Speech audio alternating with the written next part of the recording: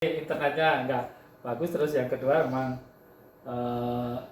yang berbayar ini mestinya kalau Zoom-nya nggak berbayar ya susah. Iya gitu. Saya kira itunya gitu. Oke, tar. Tek tek tek tek tek tek tek tek tek tek.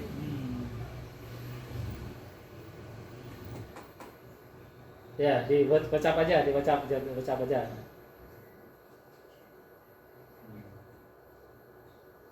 Jadi nanti Pak untuk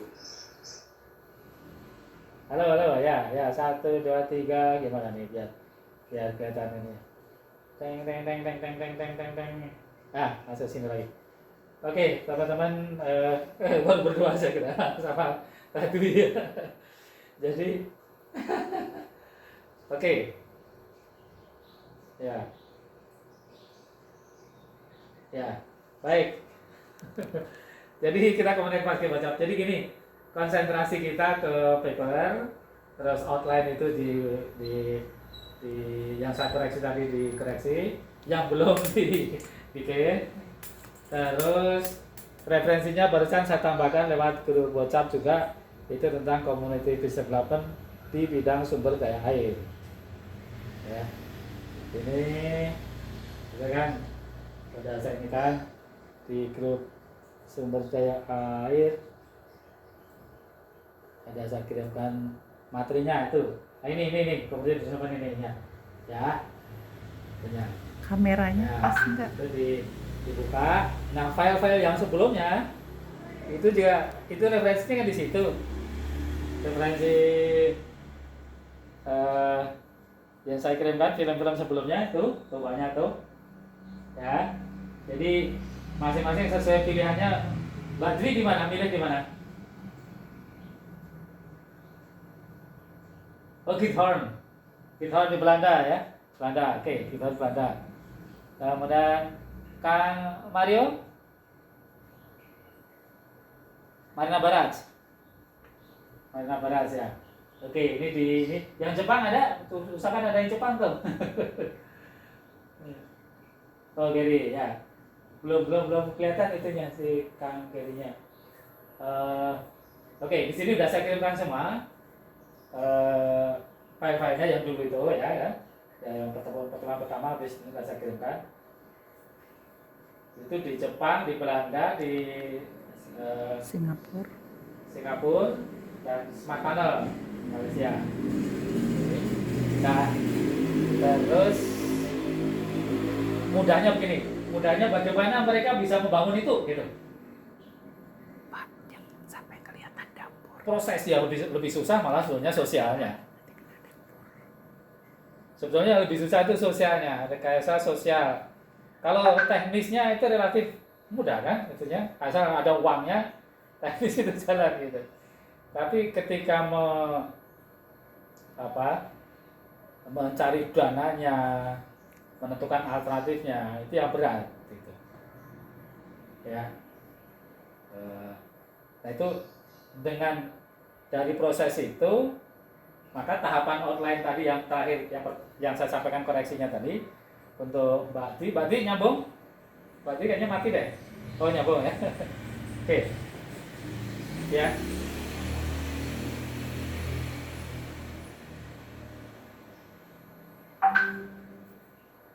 Oke. Nah,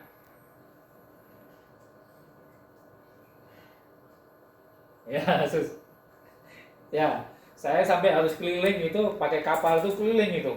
Ini gimana dia bisa membuat misalnya kampung ini aja lah, atau Bandung aja lah ya. Bandung kita ke satu tempat yang hanya ada kapal gitu kan, kapal sama sungainya gitu. Permasalahannya kemudian bagaimana airnya di saluran itu ada terus 12 bulan. Ayo, kebayang nggak? Jadi pas musim kering kan akan kering, jadi nggak bisa jalan kapalnya. Pas musim banjir tumpah, gitu kan?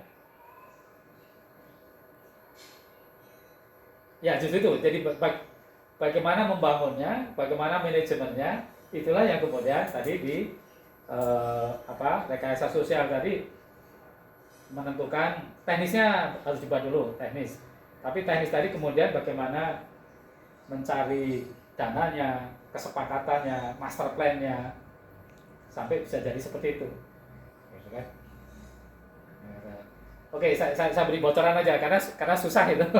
Saya keliling bagaimana mereka bisa bikin saluran sampai 12 bulan dalam 1 tahun bisa jalan, gitu. Rupanya di sebelah gini, yang paling gampang bocorannya gini. Di pinggir desa Saguling, itu dibuat kota gitu. Tapi salurannya itu tembus dari waduk itu, ngerti nggak?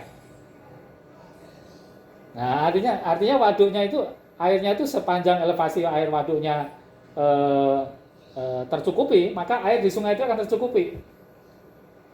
Nah, oke, sekarang Belanda itu minus 6 meter di bawah MSL, mean sea level.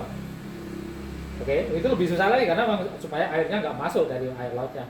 Tetapi di daratannya dibuat tampungan, dibuat airnya itu bisa pakai transportasi air. Nah, untuk bisa transportasi airnya harus stabil selama 12 bulan. Nah, supaya stabil artinya harus ada reservoir pengaturnya lah gitu. Itu gampang sih, tapi uangnya jadi besar sekali kan. Nah, uang itu kemudian dari mana yang kemudian saya sampaikan di in the Horn of Dilemma, Risk Waterstedt di Belanda itu kemudian in the Horn of Dilemma, bagaimana mencari uang yang banyak karena dipakai untuk membangun infrastruktur yang besar tadi, memerlukan uang banyak. Tapi uang yang banyak, orang kritis sekali di Belanda, demokrasi harus jalan. Jadi tahu uangnya tadi dipakai untuk membangun, betul, tidak dikorupsi gitu, ngerti kan? Nah, jadi kalau walaupun uangnya perlu berapa, saya bayar deh, orang saya pengen itu, tetapi jangan dikorupsi. Karena pajak Malaysia sampai 49%, hampir 50%, kita kan 10% juga masih nggak jalan dengan baik. Oke, gitu. Ada pertanyaan lain? Ini kan satunya, kembali silakan.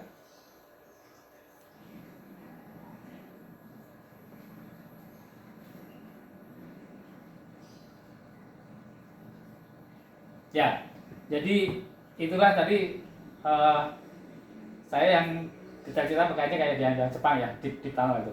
Di tunnel itu pemerintah pusat, jadi gini, di tunnel ini ada 6 reservoir dalam di bawah. Untuk membangunnya mahal sekali, maka ada pemerintah pusat, ada pemerintah provinsi, ada pengusaha. Gitu.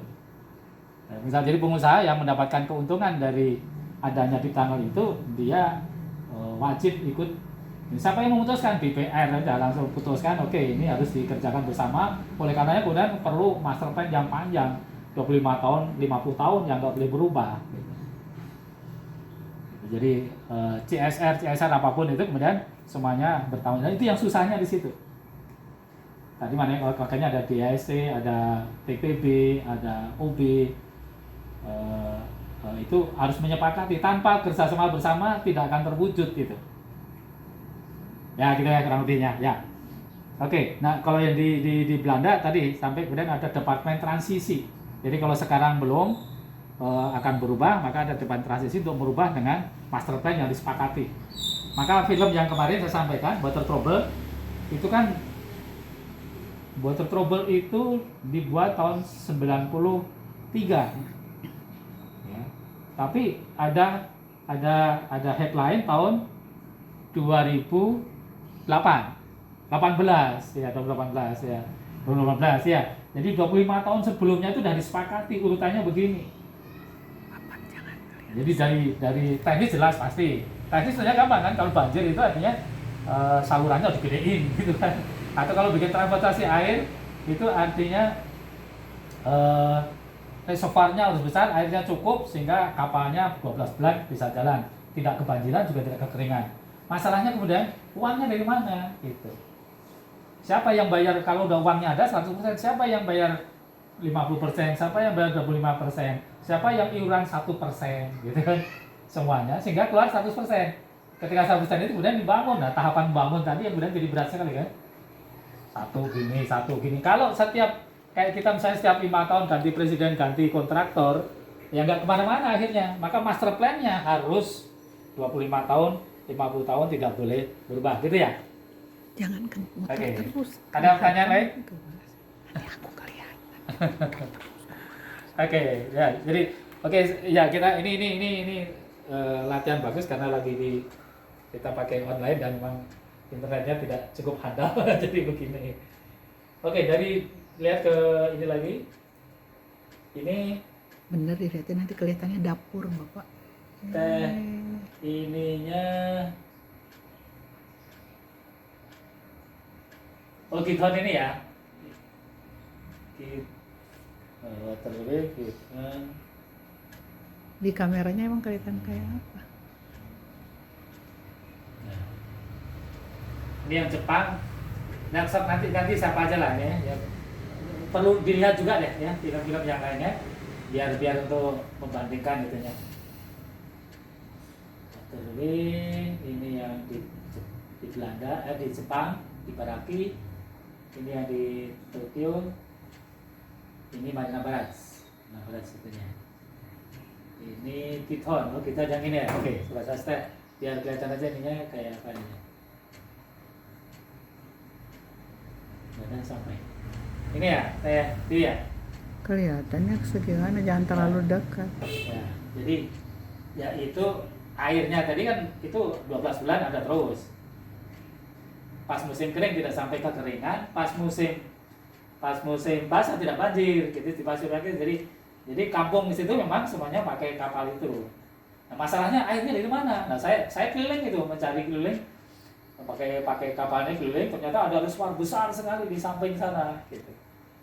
Sebelah laut banyak sekali. Nah, masalahnya mudah, itu kan teknik keliling mudah, bangunnya gampang, tapi uangnya dari mana? Meyakinkan masyarakat bahwa peluang segitu bagaimana? Gitu ya, ketangkap ya, Kang Mario, Teddy ya.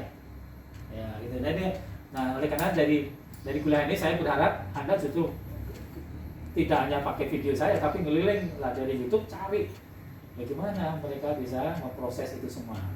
Nah, salah satunya pakai buku yang saya sampaikan kemarin. This was the start in the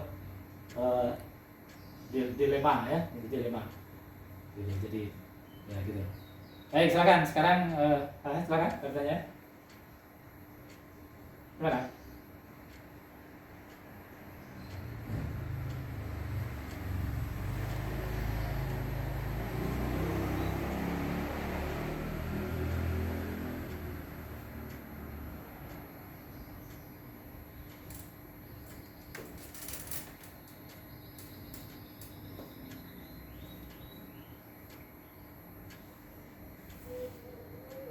Ya.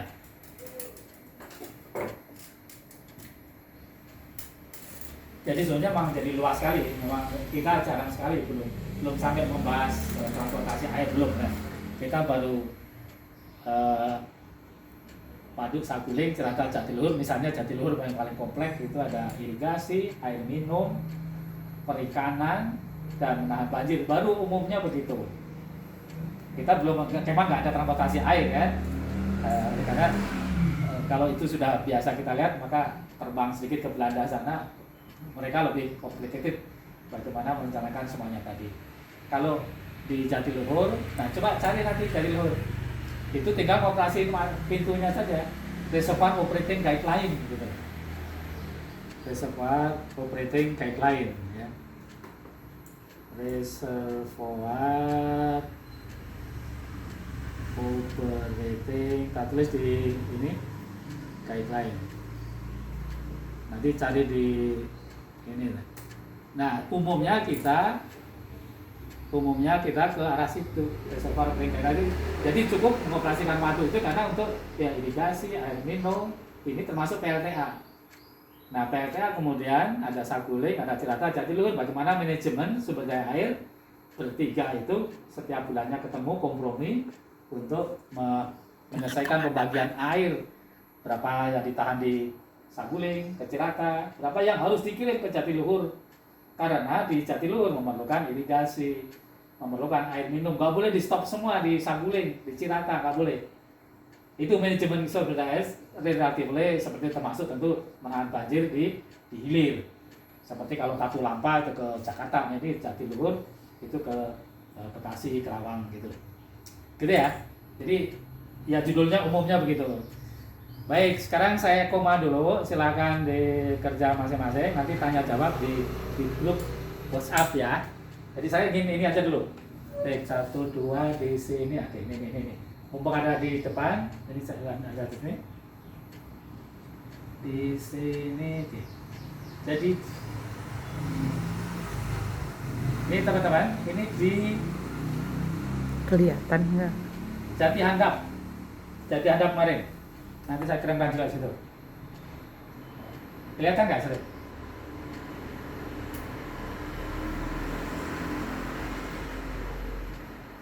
Bapaknya di sana.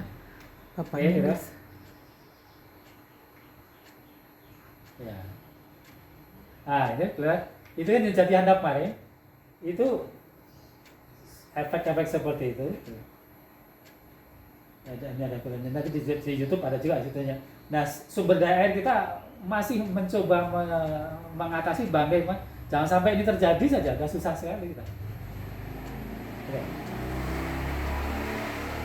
Jangan sampai itu terjadi lagi, kita masih belum bisa meyakinkan. Kalau terjadi hujan besar, kita akan terjadi gini lagi. Boro-boro kita mikir ini tentang transportasi air, ngerti maksud saya?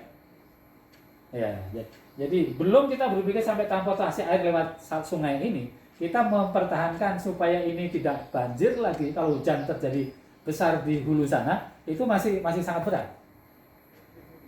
Ya, kalau hujan terjadi lagi di atas sana 50 mm per jam, kita akan terjadi gini lagi.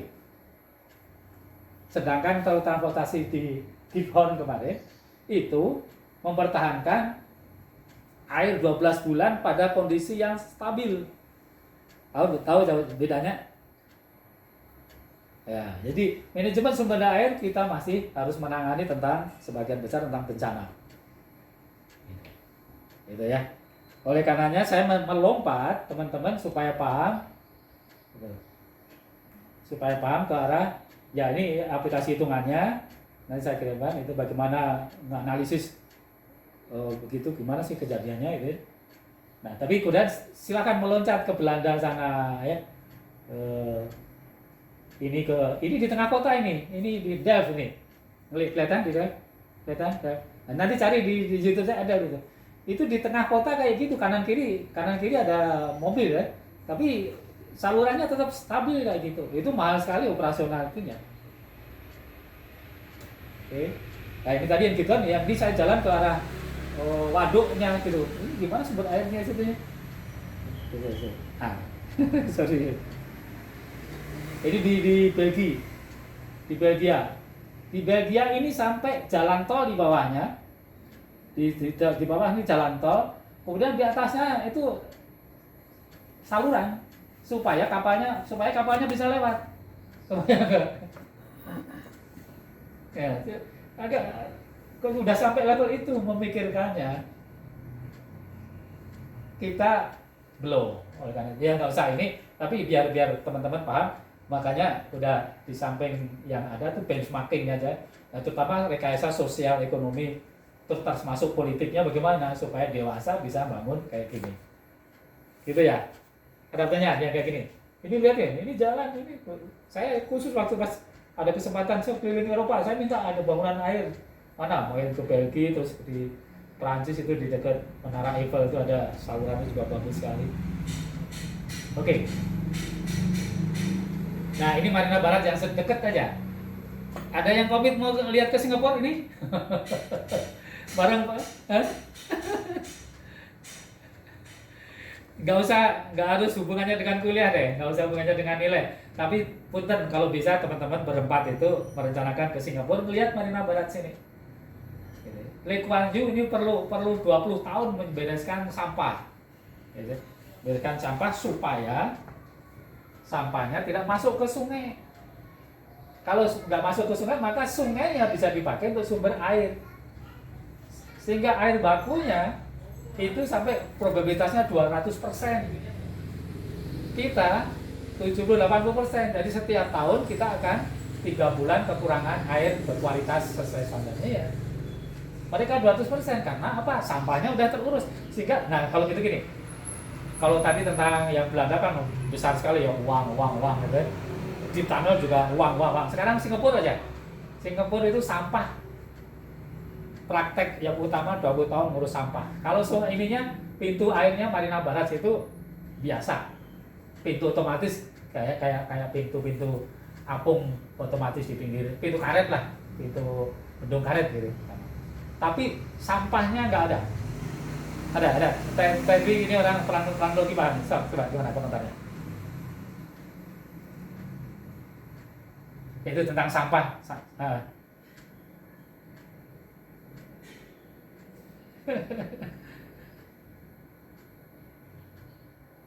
Ya, oke. Ya mas saya kan berat sekali ya, di komunitas itu berat sekali. Oke, terakhir sebelum saya koma ini kan, ini tentang ini. Ini rainwater harvesting, ya. Rainwater harvesting yang coba diperkenalkan untuk di asrama. Ini bagaimana kita kenalkan di komunitas-komunitas, di keluarga-keluarga, di kampung-kampung ya. Sehingga sampah tadi bisa ditahan dan kemudian Marina Barrage seperti di Singapura ini bisa bisa dibendung tapi airnya udah bersih gitu. Itu kan Neng, ini kita cuma bertiga nih. Oke, ini nanti saya telepon yang lainnya. Itu ya, silakan coba kerja lagi di outline. Terus nanti gantian telepon saya isinya apa-apa saja gitu. Halo ya. Sudah masuk. Ya. Oke, nanti gantian saya telepon apa kalau bisa gantian. Gitu ya, Mario. Jadi sekarang Anda kerja di